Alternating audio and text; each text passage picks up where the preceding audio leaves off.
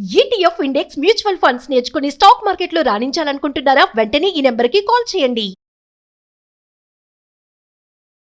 రమ్మగారు ఏదైనా మంచి కథ చెప్పండి రమ్మగారు. నేను క్వశ్చన్ అడగాలి. నాకు తెలుసు అన్ని రోజు మంచివి కదా అని, ఇంకా మంచిది చెప్పండి ఈరోజు. నానావిధ భక్తులు, ఒక్కొక్కళ్ళకి భక్తి భగవంతుడిని తెలుసుకోవటం విధానాలు వేరుగా ఉంటాయి కదా. కొంతమంది ఏంటంటే ఇది భగవంతుడని, దీనికి ప్రచండమైన శక్తి ఆయనకు ఉందని, ఆయన వల్లే ప్రపంచం నడుస్తోందని అర్థమవుతూ ఉంటుంది. మనకు తెలుస్తుంది. భగవత్ శక్తిని గ్రహించగలుగుతారు వ్యక్తులు. కొంతమంది గ్రహించరు, కానీ ఏదో నమ్మకంతో నడిచిపోతూ ఉంటారు. తెలుసుకోవటం ఒక విధానం, తెలియకపోయినా ఆ ఎవడో ఒకడు ఉన్నాడులే ముందు అన్న ధోరణిలో వెళ్ళిపోవటం ఇంకో విధానం. దానికి సంబంధించిన ఒక కథ చెప్తాం. పూర్వం మగధ దేశానికి దగ్గరలో ఒక గురుకులం ఉండేదట. ఈ గురుకులంలో ఏంటంటే అప్పట్లో ఆ గురుకులం చాలా ప్రఖ్యాతిగా చెందిందనమాట. మామూలుగా ఏదో పిల్లాన్ని తెచ్చి చేర్చేయడం కాదు. ఓహో, వాళ్ళు టెస్ట్ చేసి తీసుకునేవాళ్ళు. ఎంట్రన్స్ టెస్ట్ ఉండేది ఖచ్చితంగా. ఈ మగధ వంశానికి రాజగురువుగా ఉన్నాయనే, రాజగురువు ఎవరో ఆయనే ఈ గురుకులాన్ని నడిపేవారు. రాజుగారి దగ్గర నుంచి వీళ్ళకి సందర్భాలు సంబారాలు అన్నీ వచ్చేవి. ఆయన ఇక్కడ అప్పుడప్పుడు, అంటే ఇక్కడ ఎక్కువగా ఉండి అప్పుడప్పుడు రాజధానికి కూడా వెళ్ళొస్తుండేవాడు, రాజగురువు కాబట్టి. అయితే రకరకాల టెస్టులు పెట్టేవాళ్ళు. ఎన్ని టెస్టులు వచ్చిన ప్రతి పిల్లాడికి అసలు ఏ విషయంలో వీడికి ప్రజ్ఞ ఉందో తెలుసుకునే చేసేవాళ్ళు అనమాట. ఆ కాలంలో ఇలా జరిగేదట. ఒకవేళ ప్రజ్ఞ లేదనుకో పిల్లాడికి ఏ విషయంలోనూ, వాడి కులవృత్తిలోనే మెల్లిగా తండ్రుల వెనకాలే పెట్టేవాళ్ళు. వాడికి ఏదో ఒక ప్రజ్ఞ ఉంది, వాడిని గురుకులంలో పెట్టేవాళ్ళు. ఆ గురుకులంలో శాస్త్రాలే కాకుండా మామూలుగా పౌరోహిత్యం అంటే స్మార్తానికి సంబంధించింది వేద విద్య, సాధారణ సంస్కృతము, ఆ తర్వాత ఏమో యుద్ధ విద్యలు, రకరకాలు గణితము, లెక్కలు. వాళ్ళు రేపొద్దున దీనిలాగా గుమస్తాలుగా దానిగా పనికొచ్చేవాళ్ళు అనమాట. అకౌంటెన్సీ, అలాంటి వేరు విభాగాలు ఉండేవి. అన్ని విభాగాలకి ఏదో ఒక సంఖ్యాపరమైందో ఇంకో పరమైందో ఒక ప్రశ్నలు ఖచ్చితంగా ఉండేవి. అయితే కొంతమంది తిరిగి వెళ్ళిన పిల్లల్ని ఏం చేసేవాళ్ళు, రాజుగారు వాళ్ళు ఊరికే దిగులు పడకుండా ఏదో వాళ్ళకి 10 పావలా ఇచ్చి ఇళ్ళకెళ్ళి వాళ్ళ తాలూకు సొంత పని చేసుకునేలాగా, లేదా అతి కొద్ది మందిని రాజుగారి దీంట్లో ప్రాపకంలో ఉంచుకుని అక్కడే ఆ వాకిట్లో ఏదో చిన్న పన్న పని చేస్తూ వాడు బతకాలి. ప్రజలని వదిలిపెట్టే రోజులు కావవి. వాళ్ళు ఏడుస్తారని వదిలేవాళ్ళు కాదు. నిరుద్యోగం అస్సలు ఉండేది కాదు. ఒక వయసు వచ్చిన పిల్లవాడు, చదువుకోవాల్సిన పిల్లాడు ఏదర్ చదవాలి, లేదా వృత్తి విద్య నేర్చుకోవాలి, లేకపోతే ఏదో ఒక పని చేసుకోవాలి. ఆ పని వాడికి నేర్పాలి, నిదానంగా నేర్చుకుంటారు. ఇలాంటి విధానం నడిచేది. మనం ఇది అవలంబిస్తే ఎంత బాగుంటుందో కదా. అద్భుతం కదా రమ్మగారు. పాతకాలం స్వర్ణయుగము, ఇంకో యుగము అని. అయితే జనాభా సంఖ్య తక్కువ కదండి, అది ఒకటి క్యాలిక్యులేట్ చేసుకోవద్దు. ఇప్పుడు మన జనాభా సంఖ్య ఎంతమందికని మనం ఉద్యోగాలు కానీ లేకపోతే ఇలాంటి భద్రత కానీ కల్పించగలుగుతుంది ప్రభుత్వం? అప్పుడు ఇలాంటి చదువులు కానీ ఇలాంటి ఉద్యోగాలు కానీ ఆనాడు ఉన్నాయా? అప్పుడు చేతి వృత్తులు ఉండే కదా రమ్మగారు. వంశపారంపర్యంగా అదే వృత్తి కంటిన్యూ అవుతూ ఉండేది. ఇప్పుడు మనం వస్తు వినియోగం ఎక్కువ ఉండేది. ఇప్పుడు ఉంది జయ. అంటే చేతి వృత్తులు వారు చేసే అన్ని వస్తువులు మనం ఉపయోగిస్తున్నాం. ఎందుకు ఉపయోగించాము? అన్ని ఎలక్ట్రానిక్ గుడ్స్ వచ్చేలేదా రమ్మగారు? మరి అవన్నీ చేయడానికి మనుషులు కావద్దా? మిషన్స్ అయిపోవట్లే. మెషిన్ ఆన్ చేయడానికి మనిషి కావద్దు. ఇప్పుడు 10 మంది చేసే చోట ఒక్కరు సరిపోతారుగా. సరిపోరు. అది ఒకటి ఆలోచించద్దు. అలా కాదు, ఎప్పటికీ అదే సైజు. నీకు గుప్తుల కాలం నాడు ఉన్న మనుషులు ఆ కాలానికి ఎక్కువే, తర్వాత కాలానికి ఉన్న వ్యక్తులు ఆ కాలానికి ఎక్కువే, ఇప్పుడు ఈ కాలానికి ఎక్కువ. అందరూ రాట కట్టినట్టు ఒకే వైపుకు పరిగెత్తకుండా నలుగురిని 4 వైపుల పెట్టే పని ప్రభుత్వం చెయ్యాలి. ఇది వరకు చేసేవాళ్ళు ఇప్పుడు చేయట్లేదు. ప్రభుత్వంగా ప్రధానంగా చేతి వృత్తులు ఉండేవి, వంశపారంపర్యంగా అదే వృత్తి కొనసాగుతుండేది. ఇంత ఆధునికత సాంకేతికత ఎక్కడున్నాయి? ఇప్పుడు ఆధునికత 10 మంది చేసే పనిని ఇప్పుడు ఈవెన్ పొలాల్లో కోతలు కోయటానికి కూడా మిషన్స్ వాడేస్తున్నామా? 10 మంది చేయాల్సిన పని ఒక మిషన్ చేసేట్లా ఒక మనిషితో దాంతో కల్పించలేకపోతుంది. సో అప్పుడు మనం ఏం చేయాలి? చేతి వృత్తులను ప్రోత్సహించడం, శాస్త్ర సాంకేతికని వేరే రంగాల వైపు మరల్చి ఉద్యోగ భద్రత కల్పించడం, ఉద్యోగాలు కల్పించడం, ఈ వైపు ఆలోచించాలి. దానికి చేయాల్సిన గవర్నమెంట్ అయినా కాదా? ప్రభుత్వం చెయ్యాలి అలాంటిది. అప్పుడు చేసేవాళ్ళు. ప్రభుత్వం చెయ్యాలి తప్పకుండా. ఆ మొత్తం ఈ దేశంలో, ఈ రాజ్యంలో, ఈ ఊళ్ళో ఉన్న వాళ్ళందరికీ తినడానికి తిండి ప్రతివాడికి ఉండాల్సిందేనన్న నియమం అప్పుడు ఉండేది. అయితే ఏమైంది, ఈ చాలామంది స్టూడెంట్స్ వచ్చారు ఈ సంవత్సరం కూడా. ఒక సంవత్సరం వచ్చేసరికల్లా కొంతమంది పిల్లలు తిరిగి వెళ్ళిపోవాలి. అయితే వాళ్ళల్లో ఒక పిల్లాడు, వాడికి పేరు ఏదో ఉంది కానీ ఇప్పుడు నాకు అది గుర్తు రావట్లేదు. ఏమనుకుందాము, వృషభుడు అనుకుందాం వాడి పేరు. వృషభుడు. వృషభం అంటే ఎద్దు, అందుకని ఆ పేరు చెప్తున్నాను అనమాట. వాడు ససేమిరా నేను ఇంటికి వెళ్ళను అన్నాడు. ఇంటికి వెళ్ళను అన్నాడు. ఇంటికి పంపలేకపోయారు వాడిని. వాడికి ఏమీ రాదు, మొద్దు సరిగ్గా చెప్పాలంటే ఏం రాదు. ఏం చేస్తారు, వాడు నేను వెళ్ళనంటాడు. వాళ్ళ అమ్మా నాన్న ఏమో ఇప్పటికి 2-3 గురుకులాల్లో వీడు తిరిగిపోయాడండి, ఏదో ఒకటి చేసి ఉంచుకోండి, ఏమీ రాకపోతే ఏదో పని చేస్తూ ఇక్కడే ఉంటాడు. వాడికి చదువుకునే వాళ్ళని చూస్తే ఇష్టం, వాళ్ళతోటే ఉండాలని ఉంది. వాళ్ళు కొంచెం కలిగిన కుటుంబమే, వాళ్ళకి ఇంటి దగ్గర తిండికి లోటేం లేదు, వాడు పాఠశాలలో ఉండాలనుకుంటున్నాడు.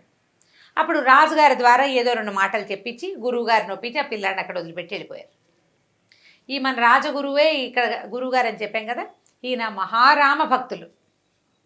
ఎంత రామ భక్తులు, ఏది ఆయన ముందు పెట్టినా రామార్పణం అనేవారు. అంతా రామార్పణమే, భోజనం చేస్తూ రామార్పణం, ఎవరైనా దండం పెడితే రామార్పణం. అదొక అలవాటుగా ఉండేది. మనం రామ అనుకుంటాం కదా, అయ్యో రామ అంటాం, అని ప్రధానికి రామ అంటాం, ఆయన రామార్పణం అంటారు. నమస్కారాన్ని స్వీకరించడానికి రామార్పణమే. ఆహారం, మంచినీళ్ళు, ఎక్కడైనా మంచి ఆసనం ఇచ్చి గురుగారి ఈ ఆసనం మీద మీరు కూర్చోండి రామార్పణం అని దండం పెట్టుకుని అక్కడ కూర్చునేవారు. ఆయనకి రామార్పణం అనేది ఊత పదం, అన్నీ ఆయనకి సమర్పించటమే, అన్నిటి రాముడికి సమర్పించటమే ప్రతిదీ. సరే, ఈ పిల్లాడు ఇక్కడ ఉండటం మొదలెట్టాడు. ప్రతి క్లాస్లోనూ కాసేపు కూర్చునేవాడు, లేచి వెళ్ళిపోయేవాడు. ఆ పాఠం ఈ పాఠం అన్ని పాఠాల చుట్టూతా తిరుగుతూ ఉండేవాడు. పిల్లాడు కొంచెం మొద్దుగా ఉండేవాడుగా, వాడిని వాళ్ళు వీళ్ళు ఎక్కిరిస్తూ ఉండేవాడు, కానీ వాడికి తెలిసేది కాదు, ఎక్కిరిస్తున్నారని అర్థమయ్యేది కాదు. సరే, ఈ అన్ని పాఠాలు అయ్యాక వంటలు చేయడానికి కూడా ఒక క్లాసులు నడిచేవి.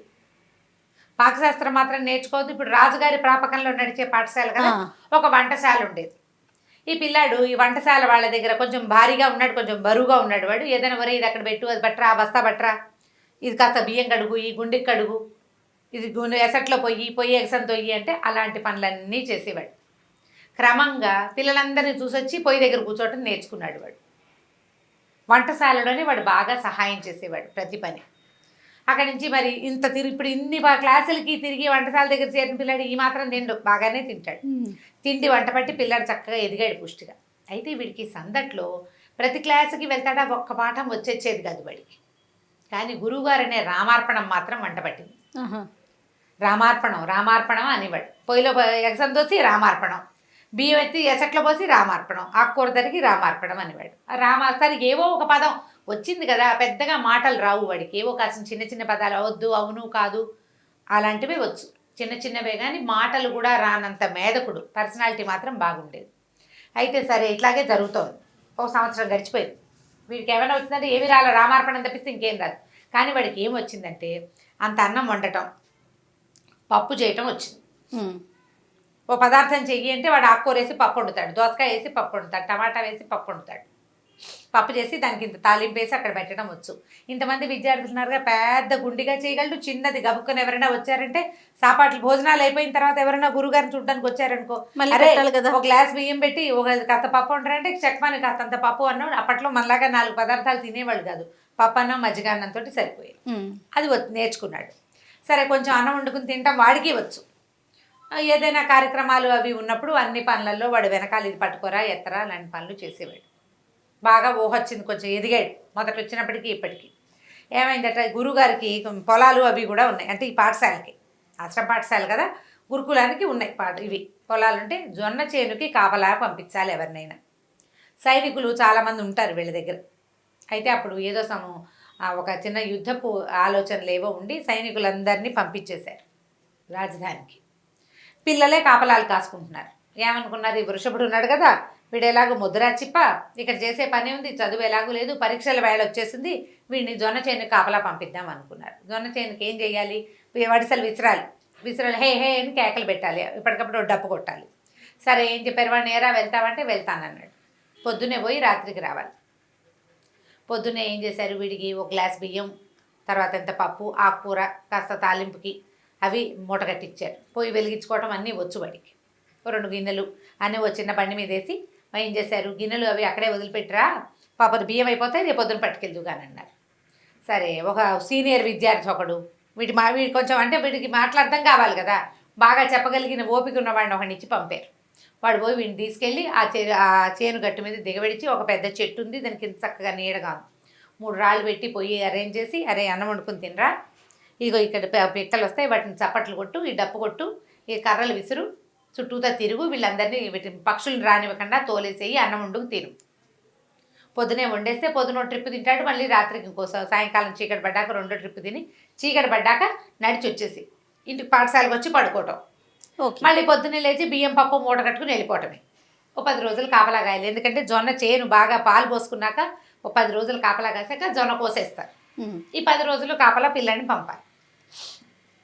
బాగానే ఉంది. సరే వెళ్ళాడు పొద్దున, మర్నాడు అది తీసుకెళ్ళాడు, అన్నీ ఏర్పాటు చేసి సీనియర్ విద్యార్థి ఇంటికి వచ్చేసాడు, పాఠశాలకు వచ్చేసాడు. రాత్రికి వీడు వెనక్కి వచ్చి పడుకున్నాడు.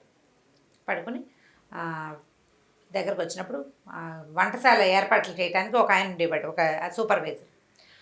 ఒక మనిషి బియ్యం చాలలేదండి, మరి కాసిన బియ్యము పప్పు ఇవ్వండి అని అడిగాడు.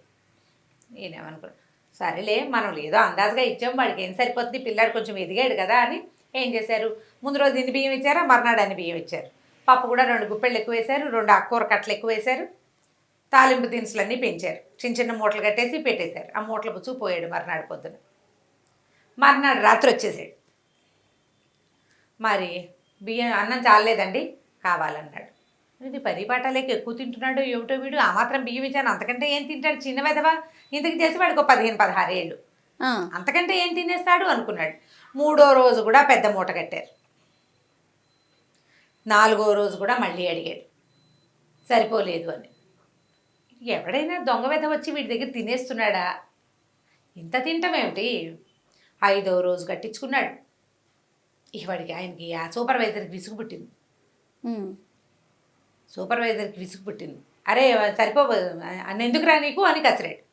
అయ్యో చాలటం లేదండి నిజంగాను అన్నాడు.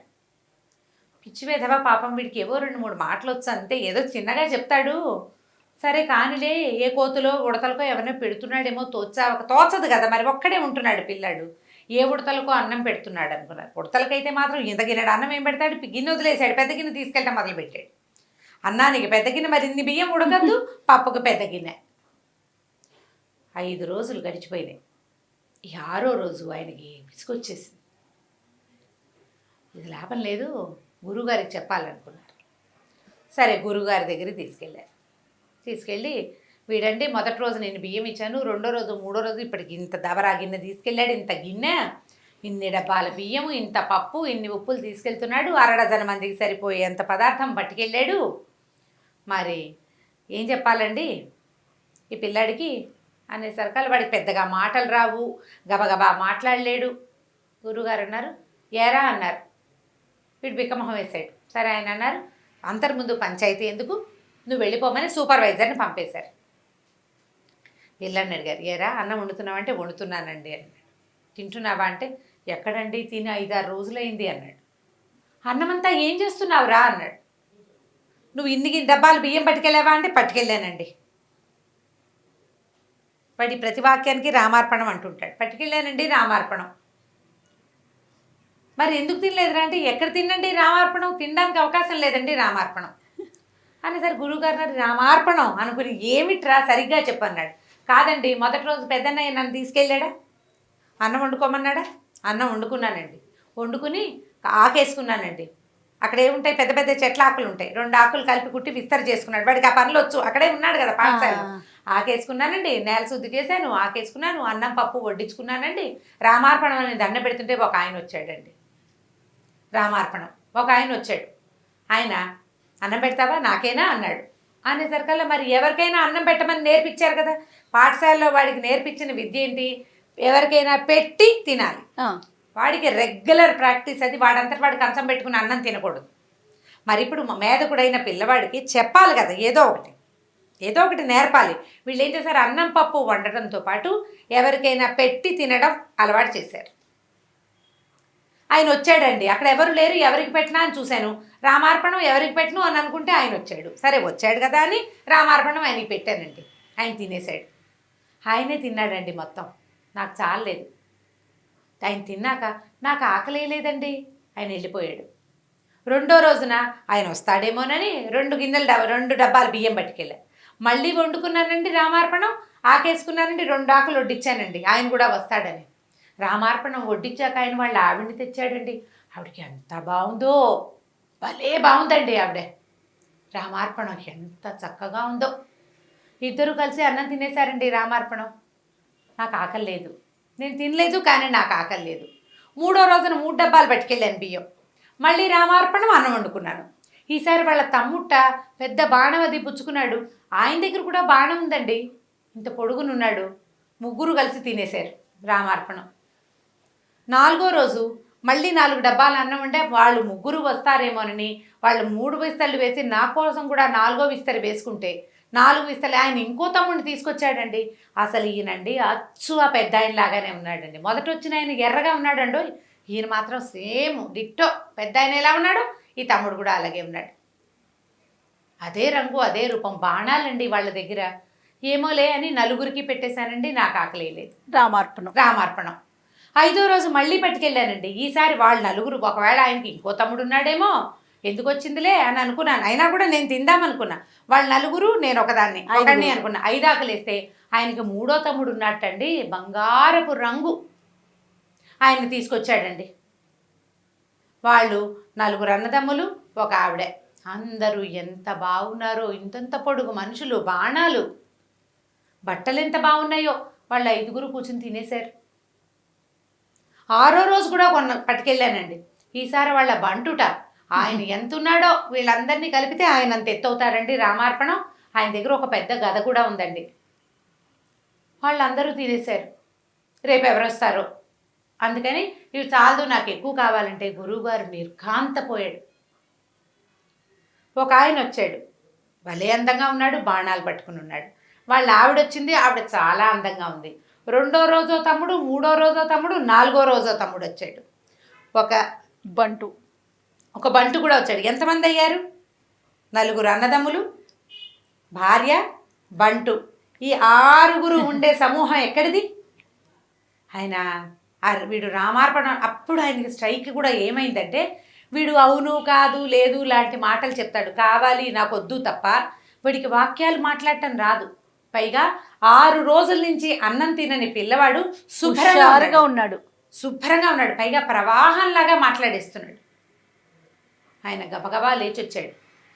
లేచొచ్చి వాడి నెత్తి మీద 2 చేతులు పెట్టేట్ల మొహం మీద పెట్టేసరికల్లా ఆయనకి ఒక షాక్ కొట్టినట్టు తెలిసిందనమాట. వీడు ఎవరినైతే రోజు చూస్తున్నాడో, రామార్పణం సాక్షాత్ రామచంద్రమూర్తి కుటుంబాన్ని చూస్తున్నాడు. వాడు భగవంతుడని తెలియదు వాడికి. రాముడని, లక్ష్మణుడని, భరతుడని, శత్రుఘ్నుడని, సీతమ్మ తల్లిని వచ్చింది, ఆంజనేయుడని వాడికి తెలియదు. తెలియకుండా రామార్పణం ఎవరికైనా పెట్టి అన్నం తినాలన్న వాడి ఆలోచనకి భగవంతుడు రామార్పణం అన్నందుకు రాముడు వచ్చి తింటున్నాడు ప్రతిరోజు. ఆయన కదిలిపోయాడు, అరిచి కేకలు పెట్టాడు, రండ్రా అందరం వెళ్దాము, రోజు ఇవాళ కిష్కింధాపుర వాసులంతా వస్తారని ఎంత అరిచి, అసలు ఎంత ఉద్వేగం అయిపోయిందంటే, సంవత్సరాల తరబడి నా బతుకంతా రామార్పణం అన్నా కూడా భగవంతుడు నన్ను కరుణించలేదు. అమాయకుడు, మేధకుడు, బుద్ధి లేనివాడు, అన్నం తింటం తప్పిస్తే రెండో పని చేత కానివాడు, వాడికి భగవంతుడు ఇట్లా చూపించాడు కరుణ. ప్రతిరోజు 6 రోజులు వాడికి వాడిని చూడ్డానికి వచ్చాడు. 6 రోజులు వాడు పెట్టిన అన్నం తిన్నాడు. ఆయన ఉద్వేగాన్ని తట్టుకోలేకపోయాడు అనమాట. ఇక బళ్ళు కట్టించి ఎంత ఆహారమో పట్టుకెళ్ళారట, ఎన్ని పదార్థాలో పట్టుకెళ్ళారు అక్కడికి, ఆ పొలం దగ్గరికి. బోల్డ్ అంత వంట చేశారు. అందరూ చూస్తున్నారు. ఆకులు వడ్డిచ్చేయరా, ఎవరు వస్తారో చూద్దామంటే బోలెడు ఆకులు వేసి వడ్డిచ్చాడు ఈ వృషభుడు. ఎవ్వరు రాల.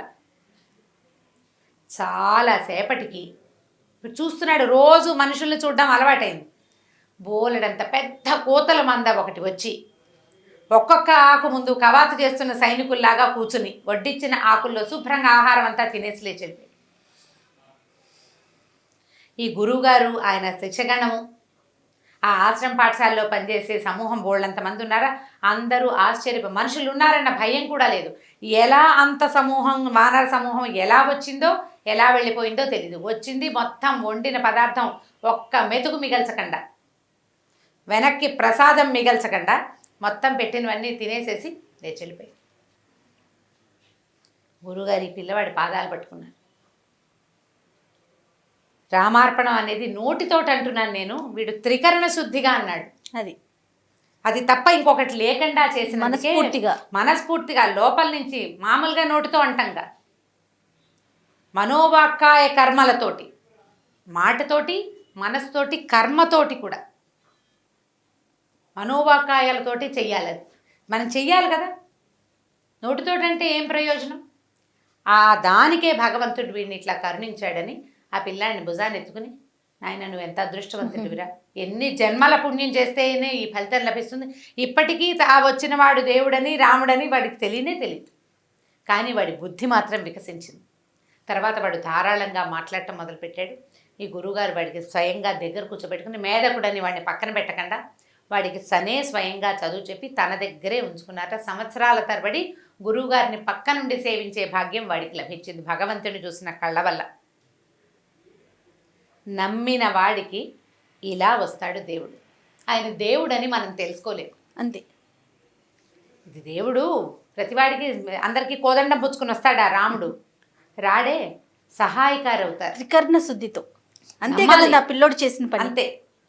మనం వీటితోటి మనం నమ్మాలి కదా, మనం మనసులో నమ్మాలి, మాటతోటి నమ్మాలి, పని కూడా నమ్మిన పని చేయాలి. దేవుడికి ఒక ఆకేసి మనం ఒక ఆకు వేసుకోవాలి దేవుడి దగ్గర మనం. అయితే దేవుడాకు దేవుడిదే కదా, ఆయన వచ్చి తినబోయాడా అని అందులో నుంచి ఎంగిల్ చేస్తామా? చెయ్యం కదా. దేవుడు ప్రసాదంగా స్వీకరించాలి. ఆ ఈ ఆకుని తీసుకెళ్ళి ఎవరికైనా ఇవ్వంటే అలాగే ఇచ్చేయాలి. ఇందులో అన్నీ వేయకపోతే దేవుడు అడిగాడా? నెయ్యి అయిపోతే దేవుడు చూశాడంటే దేవుడికే అదంతా నీకు కదా నియమం ఉండాల్సింది. నువ్వు నమ్మాలి, భగవంతుడు సాక్షాత్తు వచ్చి సూక్ష్మాంశంలో ఈ ఆహారాన్ని గ్రహిస్తాడు అని నువ్వు గట్టిగా నమ్మితే నువ్వు చేయవలసిన రకంగా చేస్తావు. నేను చేసేది మంచి, నా మంచిని భగవంతుడు తెలుసుకుంటాడు అంటే ఖచ్చితంగా మంచి చేస్తావు. నువ్వు లోపల నమ్మాలి కదా, లోపల తెలియాలి. ఈ కథని ఎన్ని రకాలుగా మార్చి చెప్పబడిందో ఈ కథ. వినటానికి ఎంత అద్భుతంగా ఉందంటే, శ్రవణానందం అంటారు చూసారా రమ్మగారు, అదే అలా అనిపిస్తుంది నాకైతే. చాలా బాగుందండి. అందులో ఇంకా మీరు చెప్తుంటే ఇంకా చెప్పక్కర్లేదు. నిజంగా సాక్షాత్తు రాముల వారిని చూసామా అన్న అనుభూతి కలుగుతుంది అనమాట. చాలా చాలా బాగుంది. మనం వినటానికి, పిల్లలకి చెప్పడానికి చాలా బాగుంది. అంటే ఇది రియల్ స్టోరీ అంటారా రమ్మగారు, లేకుంటే ఎక్కడన్నా జరుగుంటుంది జయ, జరుగుంటుంది. ప్రేరణార్థక కథలు, భగవత్ సంబంధమైన కథలు వస్తాయి. చాలా పుస్తకాలు ఉన్నాయి, గీతా ప్రెస్ వాళ్ళు వేసినవి. అందులో ఉన్న కథ ఇలా క్రమంగా రకరకాల జరిగి ఉంటుంది. ఎందుకంటే ఇప్పుడు పిల్లాడు చూశాడు ఇలా 5 మనుషులు రావటం. అవును, 4 అన్నదమ్ములు, ఒక స్త్రీ, ఒక బంటు, 6 రావడం పిల్లాడు చూశాడు. వాళ్ళని వాడు భగవంతులని తెలుసుకోలే, అతను చెప్పిన ఆనవాళ్ళని బట్టి గురువు ఊహించాడు. అవును, మొత్తానికి అద్భుతమైన కథ ఒకటి చెప్పుకున్నాం ఇప్పుడు మనం. చాలా అద్భుతమైన కథ అండి రామార్పణం. చాలా చాలా బాగుంది రమ్మగారు. రెగ్యులర్గా కొంచెం ఇలాంటి స్టోరీస్ ఎక్కడున్నా వెతికి తీసి మా అందరికీ అందించండి మీరు. తప్పకుండా.